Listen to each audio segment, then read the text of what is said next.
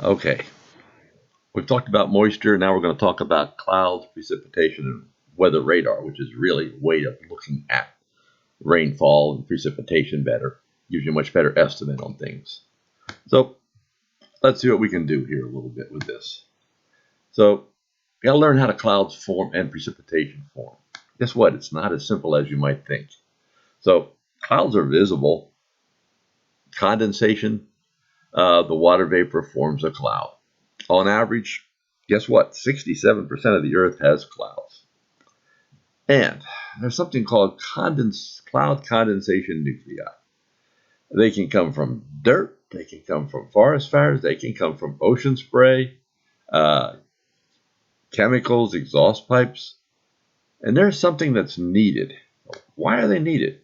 Well, cloud drops start out as really tiny. You think about it, this is a cloud drop, and this is a representation of a raindrop. Look how much bigger the raindrop is than the cloud drop. Well, what happens with this cloud drop is it's a curved surface, so it's very easy for water molecules to go back into a vapor molecule when it's a curved surface. Much easier than on a flat surface. So you just saw how tiny these water droplets are in a cloud, that it's very simple for water vapor to reform from a little cloud droplet. As a matter of fact, relative humidity would almost have to be 300% to have a curved water surface.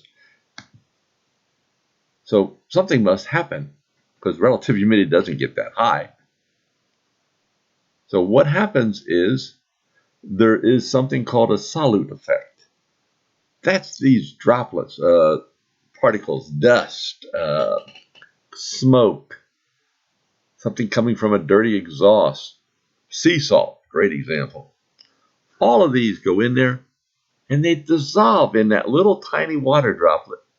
And by doing that, they keep that water droplet in place and don't allow it to get rid of its molecules. So you wind up with that water droplet staying. That's what cloud condensation nuclei do. So now that we've got this, there's another part. There's ice forming nuclei. Guess what? Water doesn't freeze when it just goes below freezing, when it's a tiny little surface like it is with a water droplet in a cloud. Matter of fact, it won't freeze till about minus 39 degrees Celsius, which is around the Schaefer point. So what causes it to freeze then? Why do we have ice in these clouds? Well, what happens is you get these ice condensation nuclei. Again, some of the things might be salt, some of them might be slightly different. But if they're in there and they come in contact with one of these super cooled water particles, what happens is that they allow ice to form. Instead of the kinetic energy inhibiting the growth of ice, they'll allow it to form and begin to build. One of the things interesting about precipitation is it has a terminal velocity. So depending on whether you have a raindrop falling, a snowflake falling, hail falling, each one is being pulled down to the earth by gravity, but in the opposite direction are friction, trying to pull it upwards. So many times, that's why these particles, cloud droplets, stay in clouds, because there's air moving upwards, and they're so tiny that there's a lot of resistance, friction to them, so that they can't drop down. They've got to get big enough for gravity to really have a pull and bring them down to the earth. And there are two ways of precipitation forming. One is collision coalescence, which typically forms in warm clouds. Warm clouds meaning those temperatures above freezing. Guess what? You don't get many clouds like that, especially up here in the mid-latitudes. You get them down in the tropics and sometimes in tropical storms when they're moving in, or very hot summer days. You might get some of that. But most often, you're going to get a Bergeron-Findeisen effect, which we'll talk about in a minute. So the warm clouds have water droplets. One of these water droplets gets a little bigger and begins to drop. Well, guess what? It bumps into other water droplets and grabs those water droplets, making itself bigger and bigger. So eventually it becomes big enough that it can go all the way to the ground. So because these are warm clouds, think about it, warm air holds more moisture. So that is where the most moisture, best precipitation efficiency actually occurs, in warm clouds. You can get the heaviest rainfall out of warm clouds. That's why the tropics have lots of rain down there. Amazon and all that area, tremendous rainfalls. So let's go back one here. The Bergeron-Findyson effect, however, requires something different. What happens is water is freezing. Basically, when it gets up high enough in a cloud, water is going to freeze. Mid and high clouds are almost always totally ice covered. What happens is then, think about it. We know that ice has a lower saturation vapor pressure than does liquid. So instead of liquids drops increasing in size, these ice particles or snowflakes begin to grow in size because the water vapor is, and even going from the water droplets, are heading into these snow particles. So that's how snowflakes form. They get big enough to fall, and they gradually come down to the ground.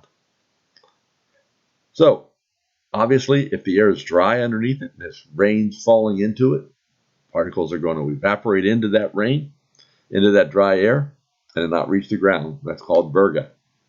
And look at the different sizes here. Raindrops diameters from 0.5 to 6 millimeters. However, drizzle is even smaller than that. That's why drizzle hardly ever brings, really just barely coats the surface. It really doesn't wet it even hardly at all. Snowflakes, which form up well below freezing, obviously, but they're different shapes. And if you're forecasting the amount of snow that's going to fall at your house, one of the things you'd want to do is, well, how big the snowflake is.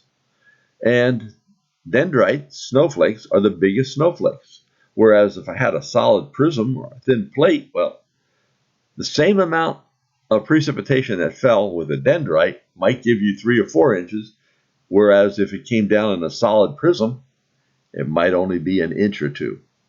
So that's why when we're forecasting snowfall for your house, one of the things we're looking at is, where are the snowflakes forming?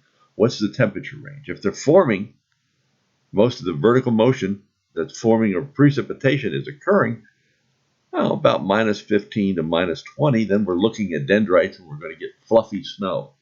If, on the other hand, it's occurring around minus 5 to minus 10, snow is going to be kind of compact, solid particles, and the amount of accumulation might be a lot less. And you can see here, snowfall starts in the cloud. Typically, most clouds, even the thunderstorms, start out as snow up very high, gradually coming down through a warmer layer. And as it gets into that warmer layer, it begins to melt. First, it will maybe melt into water droplets. Then, if it's cold below that, and if the depth of cold air is deep enough, you might get sleet, ice pellets, or you might get freezing rain. Or if it's all above freezing, winds up being rain. So you can see, knowing the temperature intervals along the path this precipitation is down to the ground is part of understanding what kind of precipitation you're going to get. Here with freezing rain is, you want, mostly here is a sounding with the temperatures well above, right in this section right here. So all this snow melted in this area, but it gets below there, but it's only a short distance to the ground, a few hundred feet, winds up being ice, and you get tremendous ice storms out of that. Radar, some means of detecting rainfall, detecting particles in the atmosphere even. We're going to talk a little bit more about that because I've got some slides set up I wanted to show you, but it is a way of monitoring reflectivity, which reflectivity is showing you a microwave pulse that comes back to the radar. And the radar has a tendency only to listen. It sends out pulses, but it listens a lot more than it sends out a radio wave. The idea is we want to hear what's coming back And it takes some time for these pulses to come back, and they can go out 240, 300 miles. Sometimes we get returns on a radio echo. Velocity, well, with Doppler radar, you can see a shift. And what happens is a shift in the wave frequency. When that occurs, we can infer a velocity in the direction that that wave came from. So we can determine from that a motion for that particle, how it's moving.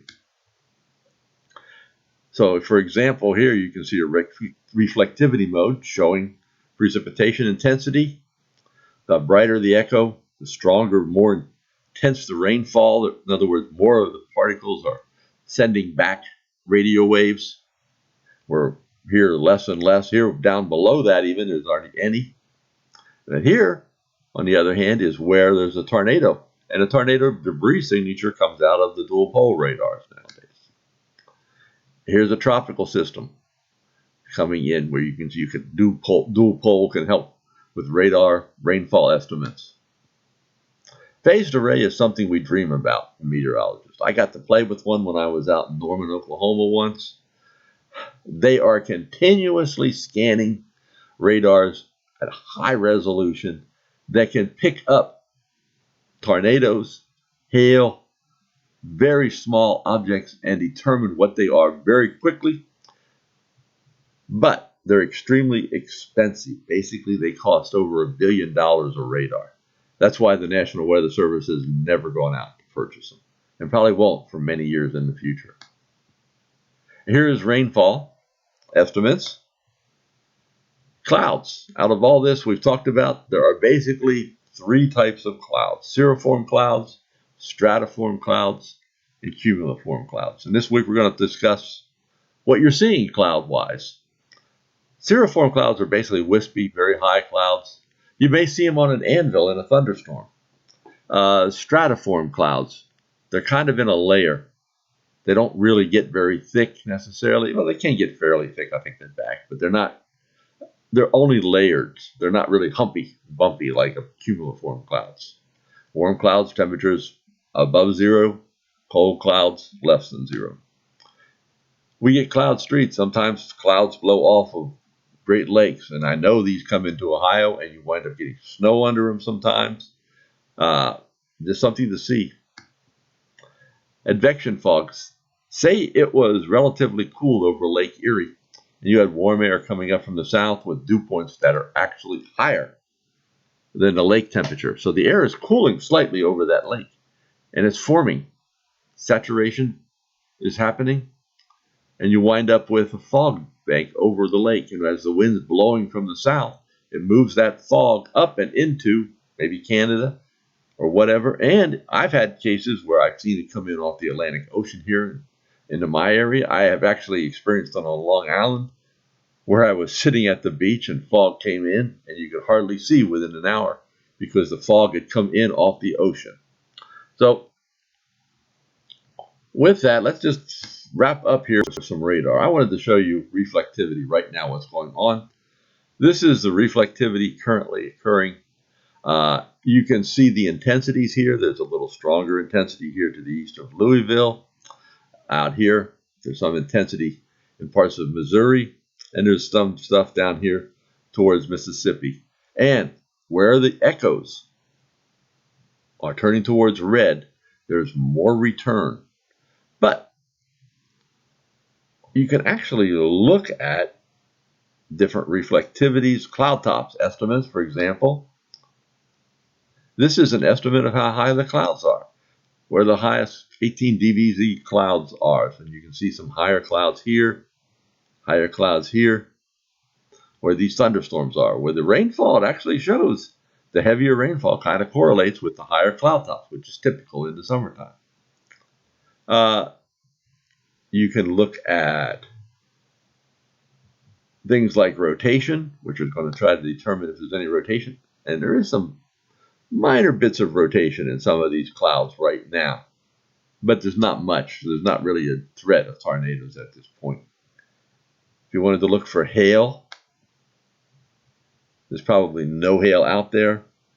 In the last hour, I bet you there was no hail because everything's pretty warm. And there's some here south of Kansas City, though. They're saying there may be some. You can estimate the amount of precipitation. There's something called vertical integrated liquids. All of these things are composites of what you can look at with radar. And then you have the dual polarization. Dual polarization, like I say, is just taking a radar pulse, instead of putting it out just in the horizontal like we've always done, now we're putting it out in the vertical as well. So you get a shape of what you're looking at.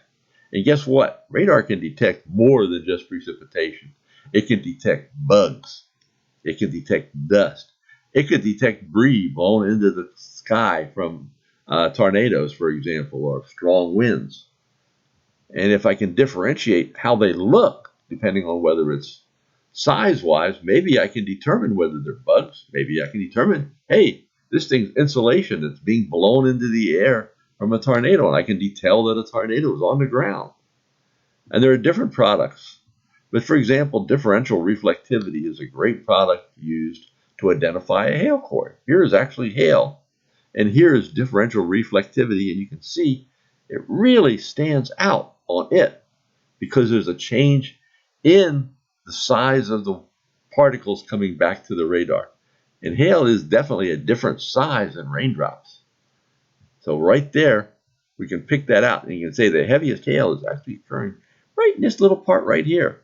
So if I was issuing a warning, I could pinpoint an area for hail much better than I can just looking at this broad picture, which might be hail or might actually just be heavy rainfall.